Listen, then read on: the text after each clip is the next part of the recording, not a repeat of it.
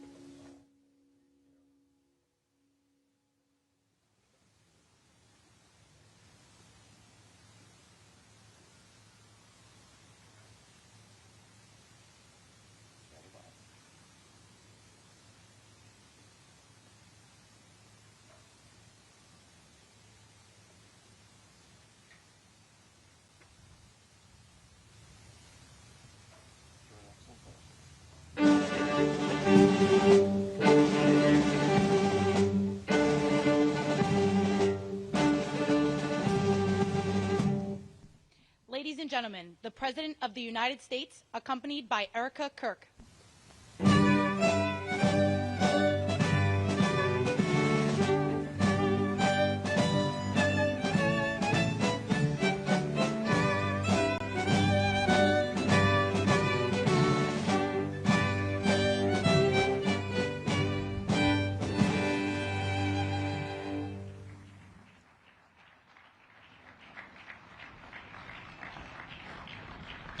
Thank you very much, everybody. Please, this is such an honor.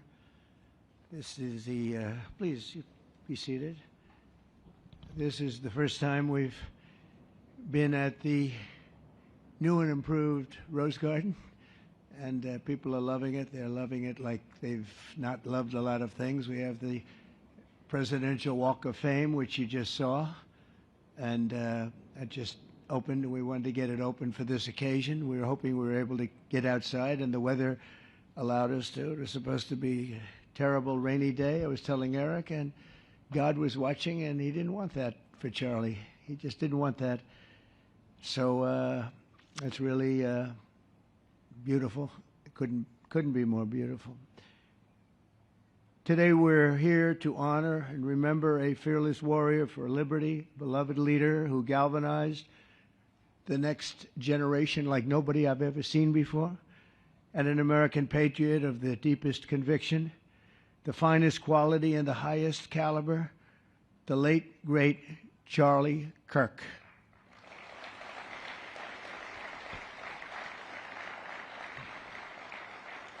Five weeks ago, our nation was robbed of this extraordinary champion. He was a champion in every way. I got to know him so well.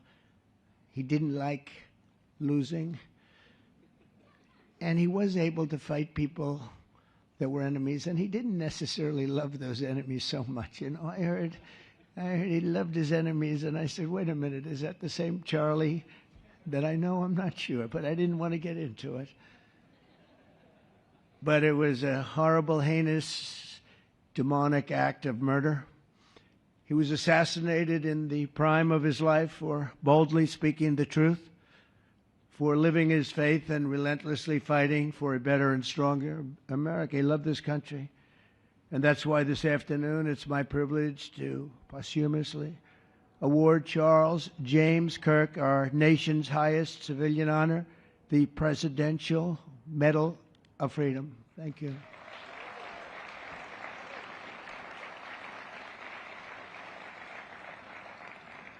As you know, only hours ago I returned from a very historic trip to secure peace in the Middle East. People said that couldn't be done. Charlie felt it could be done.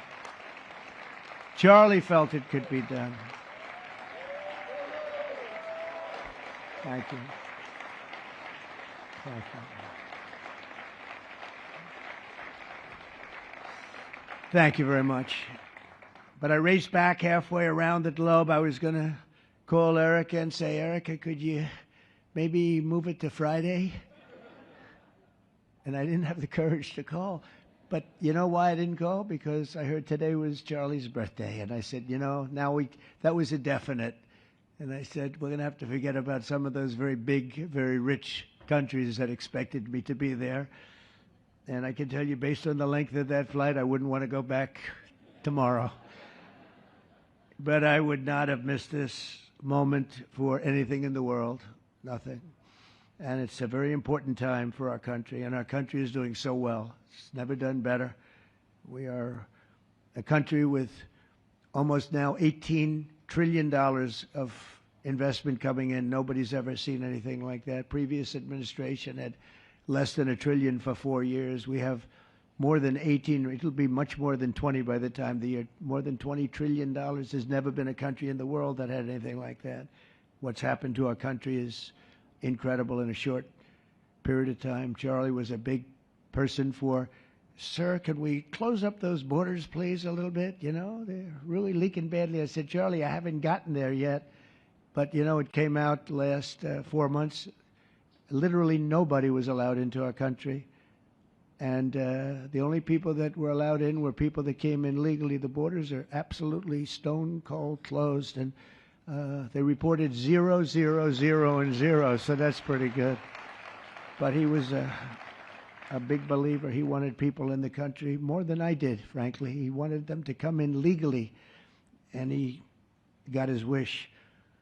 October 14th is Charlie's birthday, and he should have been turning 32 years old that day. When I first met him, he was like 22, and I said, boy, he's awfully young, but I thought he was older than that, you know. He looked a little bit older than his age. That's okay, you know. That's not good when you're old, but when you're young, it's great. He had the best of all things, but he was special. But instead, Charlie is attaining a far more important milestone. We're entering his name forever into the eternal roster of true American heroes. He's a true American hero, an amazing person, way, way beyond his years. And I'm honored to be joined by a woman who has endured unspeakable hardship with unbelievable strength, and that's Charlie's widow, Erica. And I just want to thank you, Erica. He loved you so much. I was with him. Oh, please. Thank you, darling. Thank you.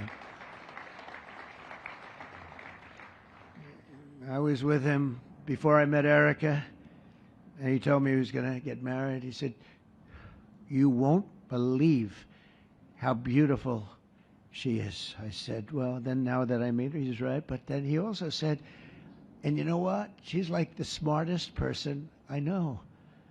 See, they do go together on occasion. Not often. Not often. But on occasion they go together. But he was in love with you. He was deeply in love with you. It's great. Erica, your love and courage have been an inspiration to all of us, and we will always be here for you, and we're always going to be here for your gorgeous, beautiful children, and we'll never forget what your family has sacrificed for our country. Man loved our country. When things were going badly for our country, he was so, as you know, angry. He would get angry because he said it doesn't have to be that way. We're also pleased to be joined by an incredible group of Charlie's friends, very powerful friends, actually, and some not so powerful, and they're actually better people, okay? I know them all. They're the less powerful ones. I have to tell you that, all of you power guys down here. The best ones in the group are the ones that are less successful, but that happens too. No, they're all great, and they're here. And let's start with Erica's father. Where is Erica's father? Where are you? Where are you, Dad? Oh, look at him. Wow. I want to get a hat like that, too. I like that. How are you? Nice to see you again. Thanks as well to Vice President J.D. Vance, who's been fantastic. J.D., thank you very much. Great. Doing a great job. Did a great job on Sunday with George Slopadopoulos. I thought put him away pretty good. Second lady, who's a phenomenal woman, Usha Vance. Thank you very much, Usha. Thank you very much. Great woman. President of Argentina. He wanted to be here. That's Argentina's a serious flight, right? And he's become a superstar, and he's doing amazing things. He's a MAGA person, but it's make Argentina great again. That's what he does, right? And I want you to stand, please, Javier Milei. Doing a great job. Thank you very much. Many members of my cabinet are here, just about all of them are here. I won't go into every single one of them, but I'll announce a few of the people that have really turned this country around and helped me. Incredible people. Speaker of the House, Mike Johnson. Where is Mike? Mike, what a job you're doing, Mike. What a job you're doing. And I watched you this morning, and you're in there trying to say, look, just let the country open. Everything will be fine. We're dealing with some radical left lunatics. And I just wish Charlie was here to fight us. I think the fight would have been over already. He would have had a march on the Capitol by people whose average age is about 21, because there's nobody that had that relationship with young people. Right, Mike? So thank you, Mike, for being here. House Majority Leader Steve Scalise. Steve, thank you very much. A brave guy and a friend. House Majority Whip, another terrific man, Tom Emmer. Thank you, Tom. Senate Majority Whip, John Barrasso. John, thank you very much. You have all these senators. I'm going to get in trouble. I'm not going to read all their names. I'll be reading all day. We'll be talking about Charlie in about 45 minutes from now. We can't do that. So all of the senators, there's so many of you, thank you very much. I do want to thank Senator Thune for doing a terrific job. He's really been leading properly. Do you agree, Mike? The team, the two of these guys have been fantastic. So to Senator Thune, I want to thank you very much. Incredible job. I watched him this morning, and he was out there pounding him this morning on television, too. And John Barrasso, thank you for the work you've done, and congratulations on your success. But I want to thank you all and all of the Congress people that are here. And I see we have our Attorney General here, and you are doing a fantastic job. Thank you very much, Pam. Thank you. Thank you very much. We have everybody. Wow, that's incredible. Okay, I'm not going to do any more. I'm going to be here too long, but I just want to thank you. Have given him such support, but he always gave you such support. That's why you're here. And very unusual. Charles James Kirk was a visionary and one of the greatest figures of his generation. He was truly an amazing figure and growing leaps and bounds. He knew that the fight to preserve our heritage is waged not only on the battlefield and in the halls of power, of which we have tremendous power here, including the head of a place called war. We call it now war. We had defense. We had our Secretary of Defense. Now we have a Secretary of War. And somehow I think it's more emblematic, and hopefully we'll never have to use war. But the fact that we're ready is very good. Peace through strength is very important. But also in the hearts of our nation's youth, that's where Charlie rode strongest. At age 18, that insight inspired Charlie to found the organization that ultimately touched the lives of millions and millions of people, and so many young people that nobody's ever seen anything like it, frankly. Turning Point USA.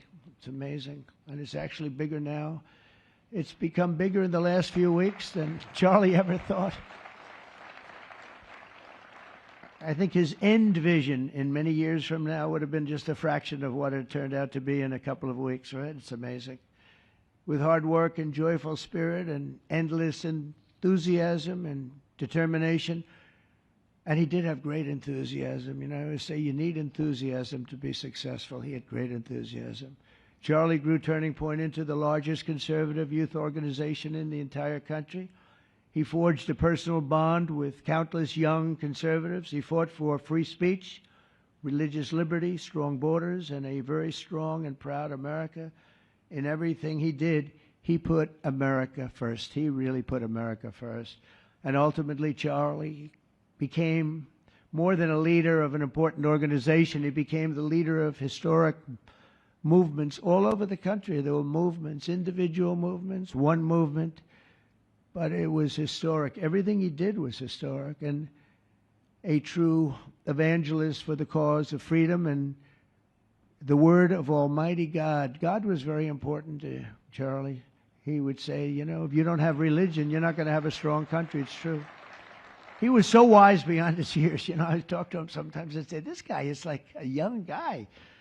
He was really a wise man. From the time Charlie worked on my presidential campaign in 2016, and he was there right from the beginning. He liked me. I don't know. I have no idea why. What the hell was he thinking?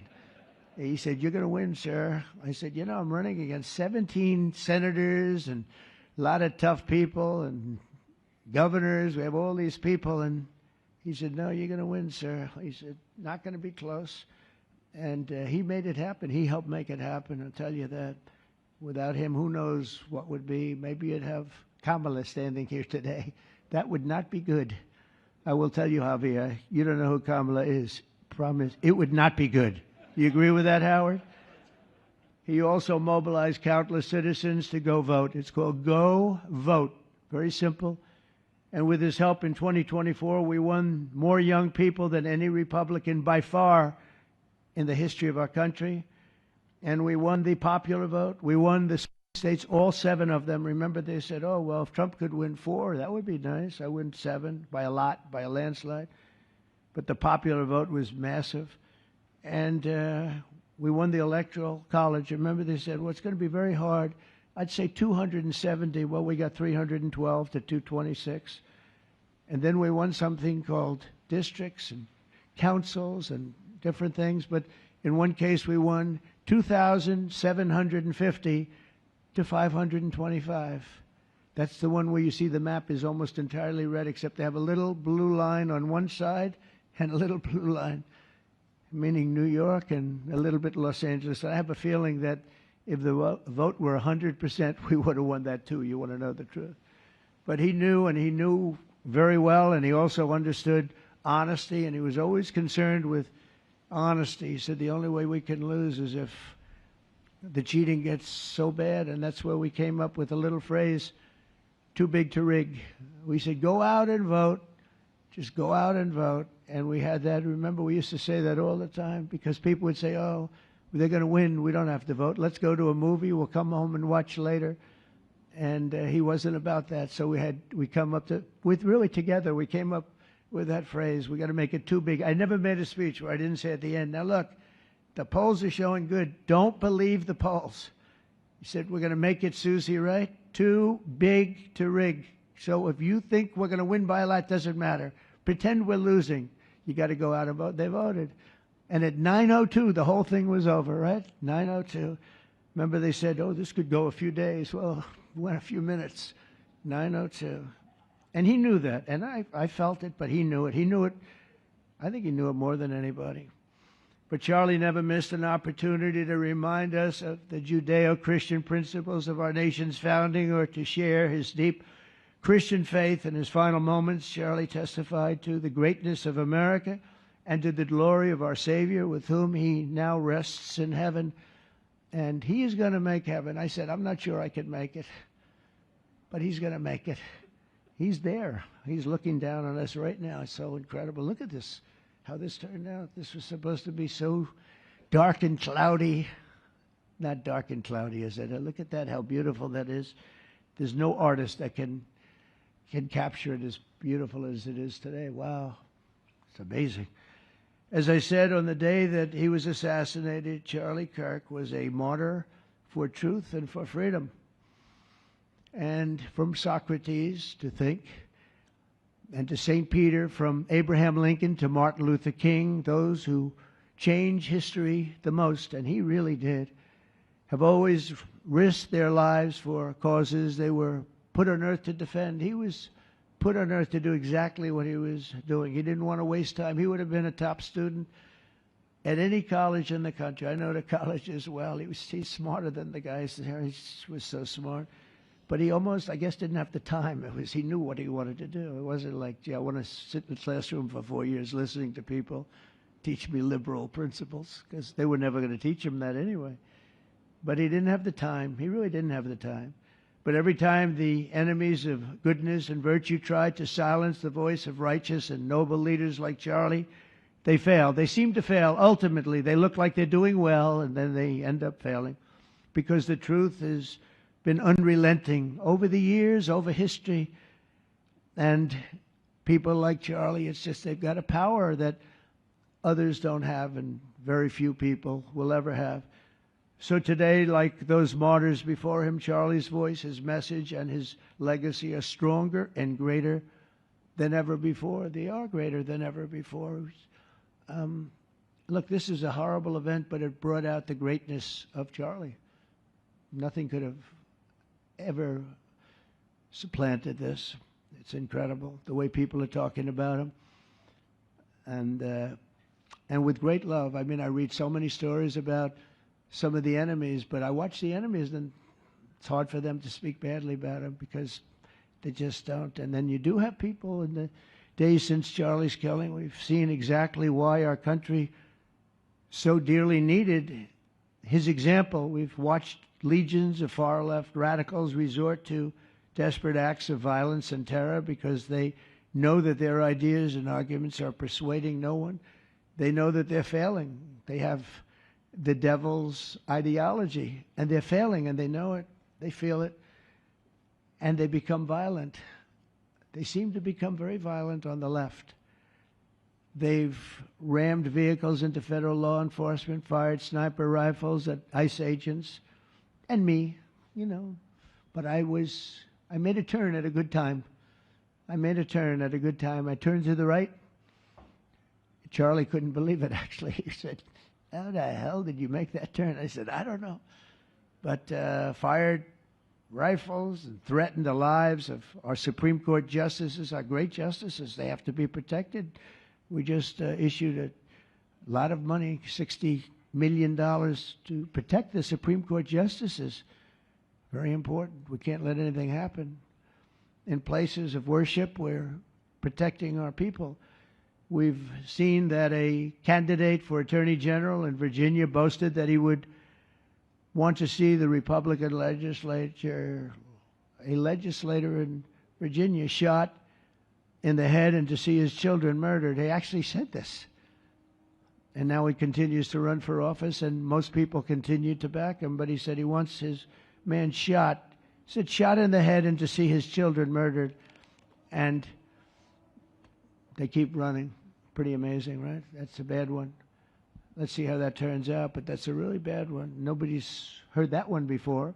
Especially in the wake of Charlie's assassination, our country must have absolutely no tolerance for this radical left violence, extremism, and terror.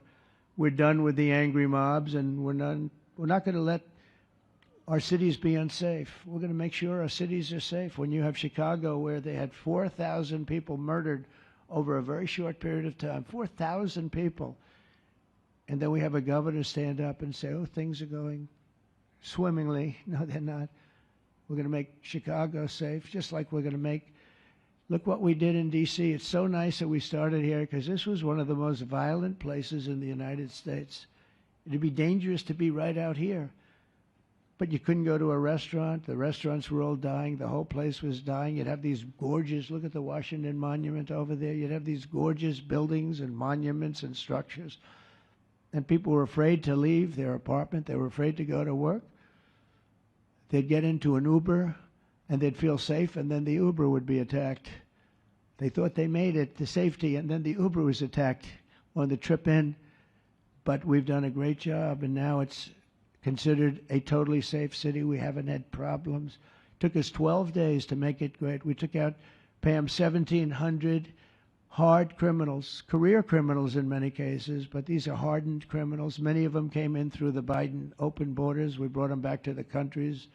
And a couple were so violent that we put them in jail. We don't want to take a chance that they could get back in, because no matter how good we do, somebody can sneak in. They were so violent and so bad. One arrested 28 times. Every time he left prison, he'd get into a violent incident. 28 times. And we put him away for a long time. But we're done with the angry mobs. We're done with it. This is such an unbelievable place right now. You take a look where you can walk down the middle of the street with your wife or your husband. Your children can walk. They can walk alone. It doesn't matter. They can walk anywhere in Washington, and they're safe now.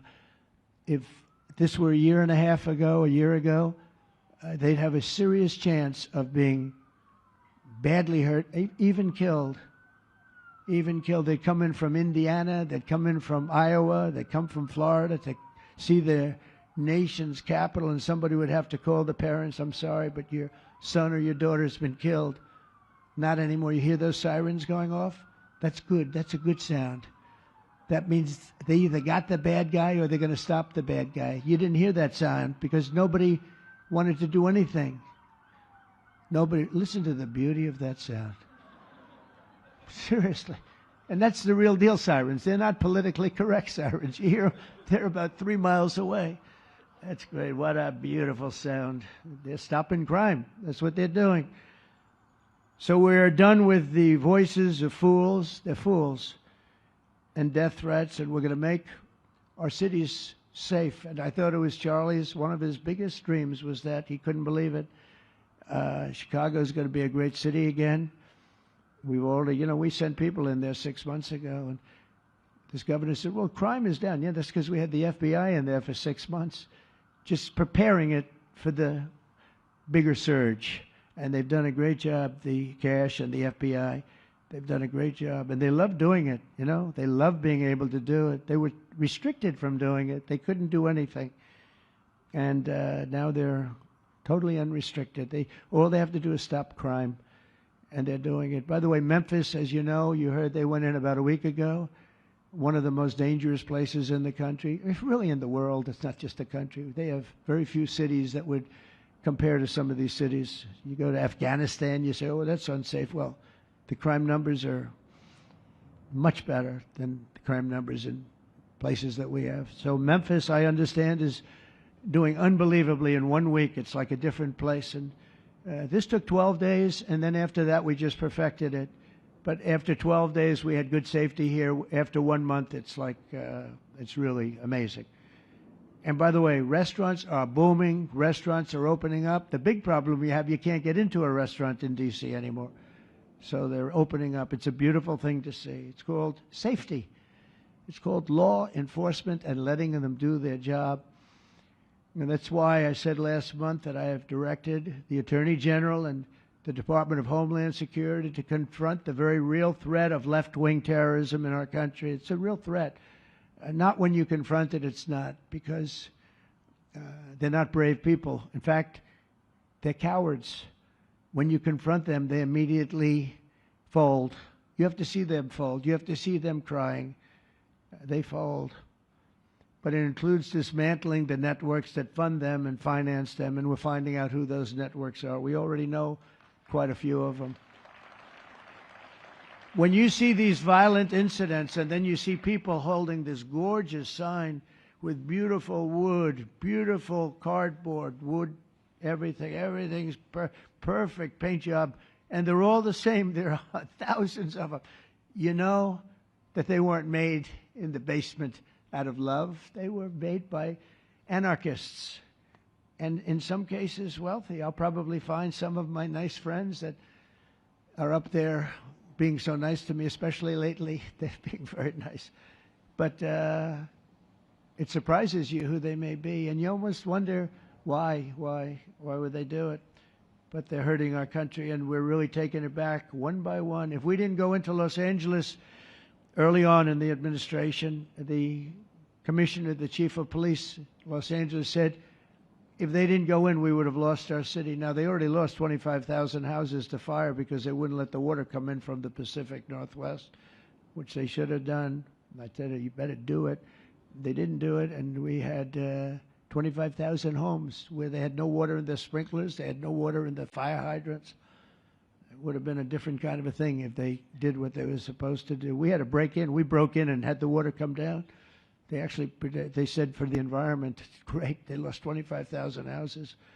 It's incredible. But the commissioner said without the federal government and President Trump's intervention, we would have lost the entire city. And we have the Olympics going there soon. I got the Olympics. We have the Olympics. We have the World Cup. And we have, most importantly, we have the 250th anniversary of our country. That's going to be most important. And all of these things are happening. And we're going to have safe cities. We're going to have very, very safe cities. So 1 month after Charlie's death, we still feel the terrible shock and the pain of his loss, like just about nobody I can think of.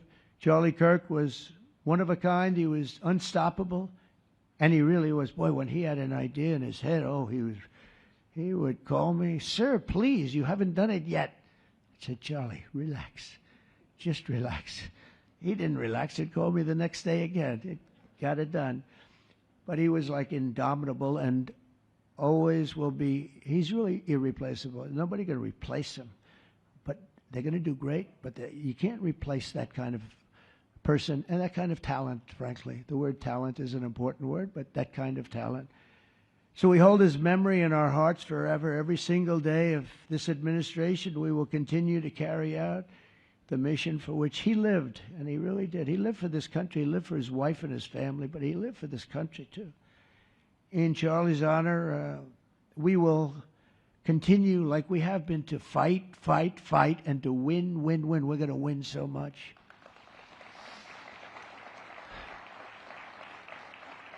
So the Presidential Medal of Freedom is a big deal. You have the Congressional Medal of Honor, military and the Presidential Medal of Freedom, which is civilian.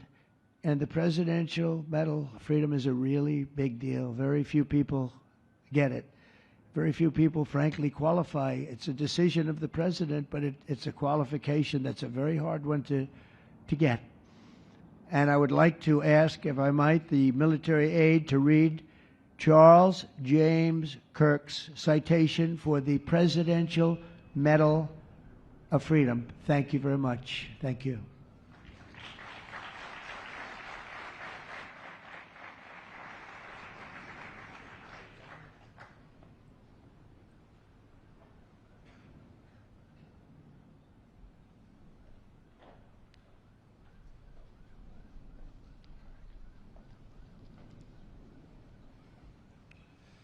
The Presidential Medal of Freedom is awarded to Charles James Kirk.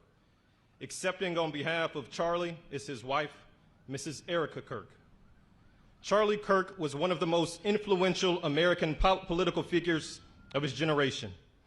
At just 18 years old, he founded Turning Point USA and grew it into the largest conservative youth organization in the nation. For over a decade, he tirelessly traveled the country, leading a movement to restore respect for our founding principles, reawaken our national identity, and inspire a renewed spirit of religious devotion. He was one of the great debaters and communicators of his time. Despite receiving repeated threats, he remained undeterred and modeled courage, logic, humor, and grace to the next generation. On September 10th, 2025, at age 31, Charlie Kirk was assassinated while addressing a group of students. The United States honors him as a martyr for truth and freedom.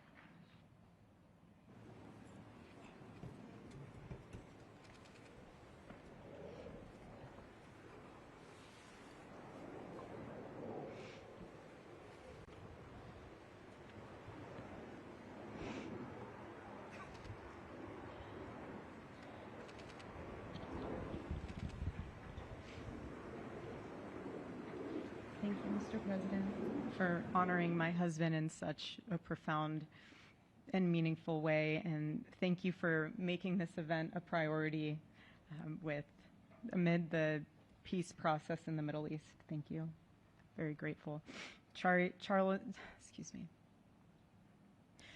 always admired your commitment to freedom, and that's something that both of you shared. So thank you. Your support of our family and the work that Charlie devoted his life to will be something I cherish forever, so thank you. To our gracious First Lady in her office for making this event possible, thank you as well. It's beautiful. To Vice President and the lovely Usha fans, your friendship has been an unbelievable encouragement. Thank you. And to all our friends and family that are here and watching from all around the world, thank you for loving us. Thank you for praying for us and for believing in what Charlie believed in. And to our Turning Point USA staff and the Charlie Kirk Show staff, we love you more than you could ever know. And to the Turning Point USA chapters that are watching all across America right now, you are the heartbeat of this future and of this movement. Everything that Charlie built, You guys are the legacy holders of that. You are living proof that his mission did not die with him. It lives through you. And Charlie always said the next generation will decide whether freedom endures. And because of you, I know that freedom will endure. It will. And today we're gathered not only to celebrate Charlie's birthday, but to honor a truth that he gave his entire life to defend, and that's freedom. The very existence of the Presidential Medal of Freedom reminds us that the national interest of the United States has always been freedom. Our founders etched it into the preamble of our Constitution, and those words are not relics on parchment. They are a living covenant. The blessings of liberty are not man's invention, they are God's endowment. Charlie lived for those blessings, not as abstract words, but as sacred promises. He used to love to journal about this topic all the time, and with such a heart postured of gratitude. And he believed that liberty was both a right and a responsibility. And he used to say, freedom is the ability to do what is right without fear. And that's how he lived. He was free from fear. He was free from compromise, free from anything that could enslave his soul. His name, Charles, literally means free man. And that's exactly who my husband was. He was a free man. And from the time I met him, sitting across from him, being interviewed on politics and philosophy and theology, anything that Charlie loved, any topic he loved, and I just saw the fire in his soul, and there was this divine restlessness within him that came from knowing God placed him on this earth to protect something very, very sacred for all of us. And he never stopped fighting for people to experience freedom. He didn't. Charlie often said that without God, freedom becomes chaos. And he believed liberty could only survive when anchored to truth. And I remember in one of his speeches, he told the audience that the opposite of liberty isn't law. He said it's captivity. And that the freest people in the world are those whose hearts belong to Christ. But what's so powerful is that Charlie had the ability to communicate so brilliantly across all generations. And he reminded us that in a world that tells us freedom is doing whatever you want to do, the real freedom is the power to live freely and to do what is right. And in one of his journal entries, he wrote that he wanted everyone to know that you can't have liberty without moral responsibility. Freedom divorced from faith eventually just destroys itself. And what's so fascinating about all of this is looking back these past 12 years of Turning Point USA and his mission, there's almost this veil of sacredness. Because what I realize is that while he was building an organization, he was also building a movement. One that called people back to God, back to truth, and a movement that was filled with courage. And ironically, for a man who impacted millions, Charlie never desired to be the center of attention. He just wasn't. My husband was not a man of extravagance. He loved simple but deeply meaningful things, truly. He loved his late night walks. He loved buying more books than he could ever read because he felt there was no such thing as a book budget. And he loved being able to read to our kids the same bedtime story on repeat because he knew it was their favorite. But to him, that was special. And he loved to sit in the sun on a Saturday morning with his cup of decaf coffee, and his phone was off because he was honoring the Sabbath. And for him, it was that moment to catch his breath and just be in peace, because he was unreachable at the moment. And he preferred quiet birthdays. But that never stopped me from telling him. I told him every single year, I said, baby, I love your birthday. I said, because it's the day that God knew the world couldn't go another day without you.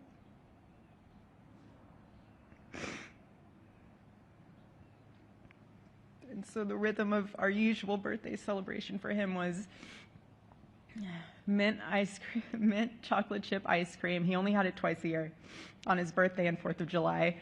It's just, and then after that, it was back to work as usual. But last year, his one birthday wish was to see the Oregon Ducks play the Ohio State. And they won. Oregon won that night. And it was by far one of the most memorable nights of his birthday experience of his life until today. And so, honestly, President Trump, I have spent 7.5 years trying to find the perfect birthday gift for Charlie. And it's so difficult. And those of you that have spouses or loved ones, you know how difficult it is sometimes to buy a gift for someone that you love, because he wasn't a materialistic man, so that also did not help. But now I can say with confidence, Mr. President, that you have given him the best birthday gift he could ever have. Thank you.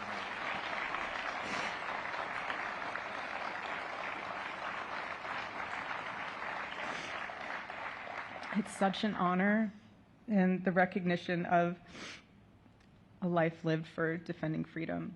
And that's what Charlie fought for until his last breath.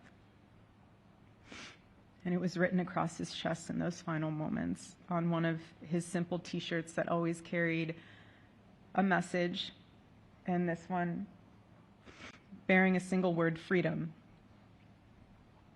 That was the banner over his life, and that shirt was a declaration.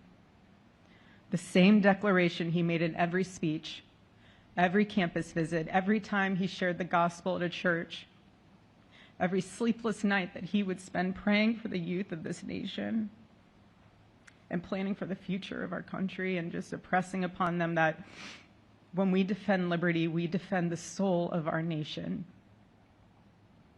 My husband never told anyone what to say. He never did. He never told anyone what to say. He would just encourage them to think. He would encourage them to think outside of the traditional political labels. He would want them to think in a way that was anchored in wisdom and truth. But he would never tell anyone what to say. Charlie wasn't content to simply admire freedom. He wanted to multiply it. He wanted to multiply freedom. He wanted young people to taste it and to understand it and defend it. He wanted them to see that liberty isn't self-indulgence, it's self-governance under God. He wanted them to see that. And every day I'd see him getting ready for work. He'd put on his cross necklace, he'd put his ring on his finger. And the boldness in his demeanor was always fearlessness. He wasn't afraid. He was never afraid. In his daily actions, whether in office or on campus or at a church, it was always without fear. That was his creed. That is how he lived out every single day. He didn't fear being slandered. He did not. He didn't fear losing friends, I can tell you that. He didn't. He didn't care. He stood for truth and stood for freedom, and he did not, everything else was just a noise to him. And it's because his confidence in Christ was absolute. That's why. There was no limit to what he would have sacrificed to defend freedom for all. And if the moment had come, he probably would have run for president, but not out of ambition. He would only have done it if that was something that he believed that his country needed from a servant's heart standpoint. And Charlie lived only 31 short years. Now he's 32, but on this side of heaven, but he lived.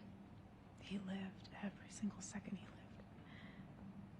filled every single day with purpose, and he fought for truth when it was unpopular. And he stood for God when it was costly, but that's what we're called to do. Surprisingly enough, he did pray for his enemies, which is very hard, but he did. He did. He did. No one else, I mean, I saw him do it. No, he never did it in front of anyone else, but I can attest to that. But he also loved people when it was inconvenient. And he ran his race with endurance, and he kept the faith. And now he wears the crown of a righteous martyr. And for me and for our children, the truth really steadies our grief, because heaven gained what earth could no longer contain: a free man made fully free. To all watching, this is not a ceremony. This is a commissioning. And my message is simple. I want you to be the embodiment of this medal. I do. I want you to free yourself from fear. I want you to stand courageously in the truth. Listen for the still, small voice of God. And remember that while freedom is inherited in this country, each of us must be intentional stewards every single day. God began a mighty work through my husband, and I intend to see it through. And the torch is in our hands now. It's in mine, it's in yours, it's in all of yours, it's in all the students with Turning Point USA. And before I close, I'll share with you that I asked our daughter what she would like to say to Daddy for his birthday. Excuse me.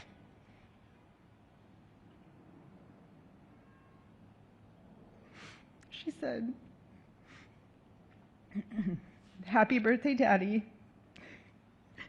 I want to give you a stuffed animal.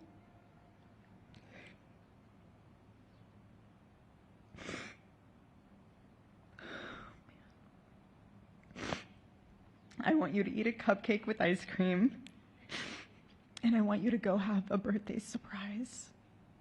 I love you," is what she said. And while our son, he's precious, he can't yet speak, in classic Kirk family fashion, his actions spoke louder than his words, and his gift to you, Charlie, and myself for that matter, was deciding to become the man of the house and be fully potty trained at 16 months. But Charlie, baby, I know that you're celebrating in heaven today, but gosh, I miss you. We miss you, and we love you, and we promise we'll make you proud. And Charlie's life was proof that freedom is not a theory, it's a testimony. He showed us that liberty begins not in the halls of power, but in the man of a heart surrendered to God. And so today, as we honor Charlie with this incredible Presidential Medal of Freedom on his birthday, I stand here with tears and just a humbled heart and spirit, because his story reminds us all that to live free is the greatest gift, but to die free is the greatest victory. Happy birthday, my Charlie. Happy Freedom Day. God bless you.